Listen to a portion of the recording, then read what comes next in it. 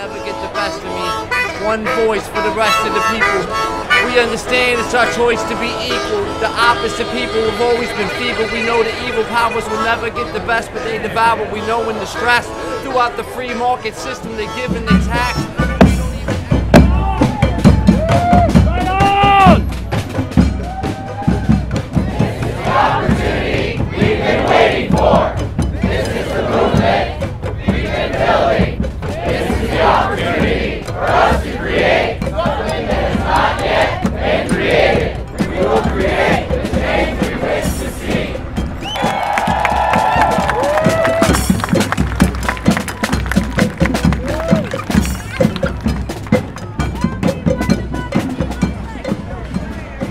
I'm out here on the street to see my fellow citizens and to feel the connection that we all have with each other.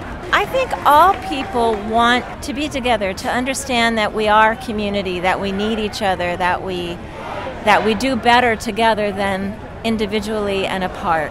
And so this is a visual of that. You know, it's a concrete way to express that very basic desire for community and connection. And love, you know, that's what it all boils down to. So, great. Well, thank you know, you so I much. can't get enough of this stuff. I think we should do it every day.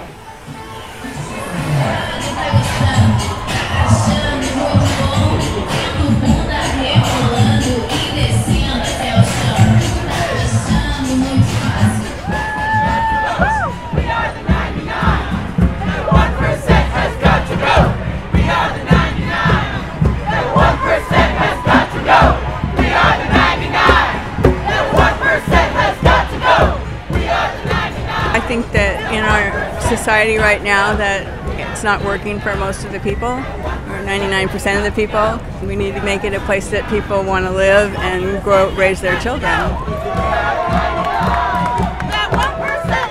It's very important so that everybody knows that there's enough people willing to get off their ass and do something about how we feel.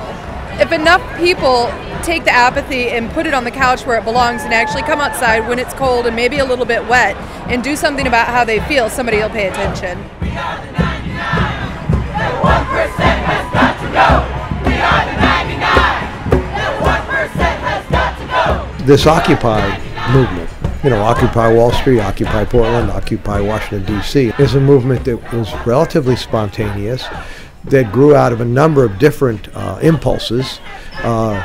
Impulses toward getting out of wars that are absurd and dangerous, impulses toward strengthening organized labor, which has been beaten down terribly in the society, impulses toward environmental concerns, and most importantly, an awareness that the 1% that control the wealth and power in the society have become more and more greedy and more short-sighted and less helpful to ordinary people.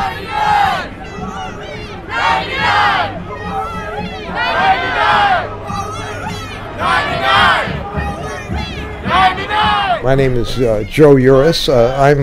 I'm a writer, and I guess some people would say I've been, over the years, somewhat of an activist.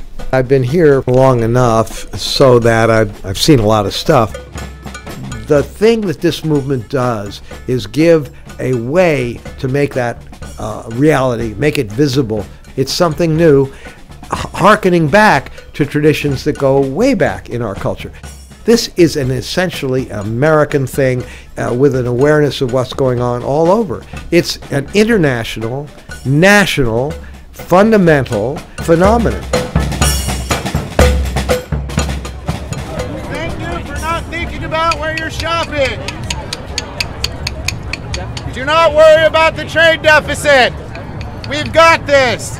Just continue paying your taxes, watching TV, and eating fat foods. GMO is okay. Leave it alone.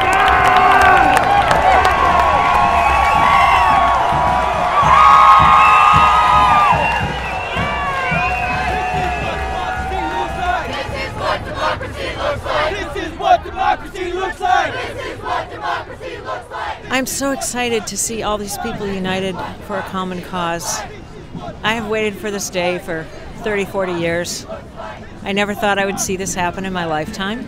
I mean, we had demonstrations like this when I was a young person, but back then we didn't have all the structure and interpersonal skills that people have now, so it was just like, let's go run wild in the streets and show how angry we are, but it wasn't really leading toward a purposeful outcome. Our streets! Our streets! Our streets! Our streets! Separation of corporation and state! Separation of corporation and state! Separation of corporation and state! Money for jobs and education, not for banks and corporations. Money for jobs. America the beautiful, you're collapsing before my eyes.